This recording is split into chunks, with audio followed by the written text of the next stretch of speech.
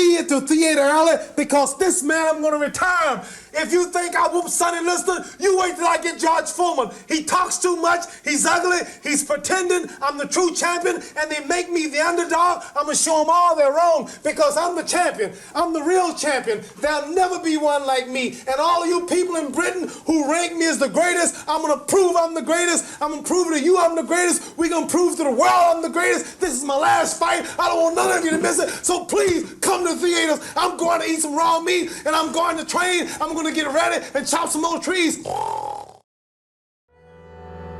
Self-belief. It's easy to preach, harder to practice, almost impossible to sustain when the entire world is against you. Belief is fragile until you make it unbreakable. October 30th, 1974, Zaire. The air was thick with humidity. Drums echoed into the night, and the chants of thousands rose into the sky. Ali Bomaye, Ali Bomaye. Muhammad Ali wasn't just fighting George Foreman that night. He was fighting history, doubt, and time itself. He was fighting the whispers that said he was finished, that the years had taken too much from him, that his crown had been stripped for good. He was 32. No longer the dazzling young man who danced past Sonny Liston. The critics had called him arrogant, washed up, a man clinging to the ghost of who he once was. And across from him stood George Foreman, 25 years old, undefeated, devastating. He had destroyed Joe Frazier in 2 rounds. He had crushed Ken Norton in 2. Both men had beaten Ali. Foreman wasn't just a champion. He was a destroyer of men.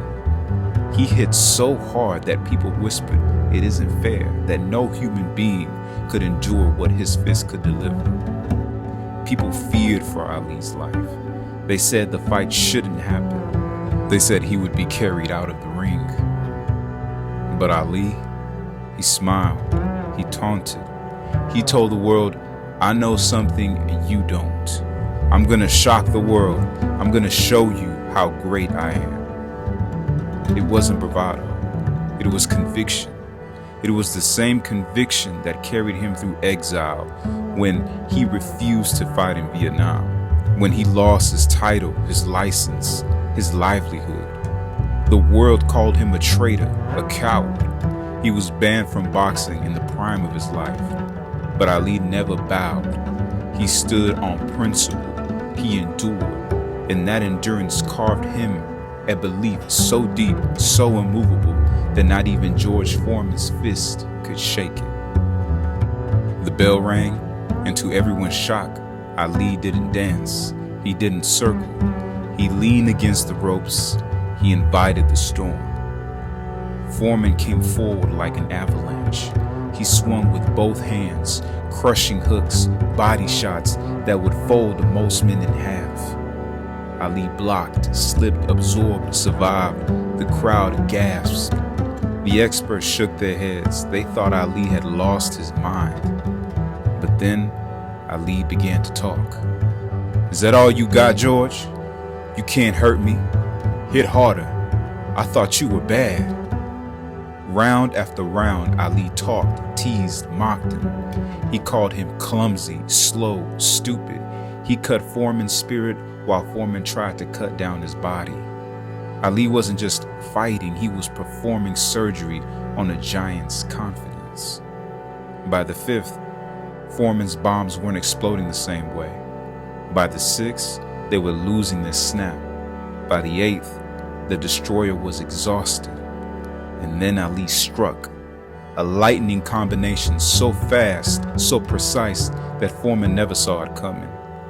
The giant fell. The impossible happened. Muhammad Ali was champion again. But this wasn't just about Ali. It wasn't just about boxing. It was about redemption, about culture, about pride. In Zaire, Ali was more than an athlete. He was a symbol. To the people, he was resistance. He was courage. He was the living proof that a black man could stand before the world's doubt and declare himself unafraid. When the stadium shook with Ali Boumaier, it wasn't just a chant. It was an anthem for every man and woman who had been told they were powerless. After what Ali said, "You'll never know what this means to me. Now that I got my championship back, every day is something special. I wake up and no matter the weather, every day is a sunny day." Foreman would later admit, "I'd hit him with the hardest shot I ever threw. Anybody else in the world would have crumbled. But Muhammad Ali looked at me. He looked at me like he was saying, 'You will not break me.' And I knew I was in trouble."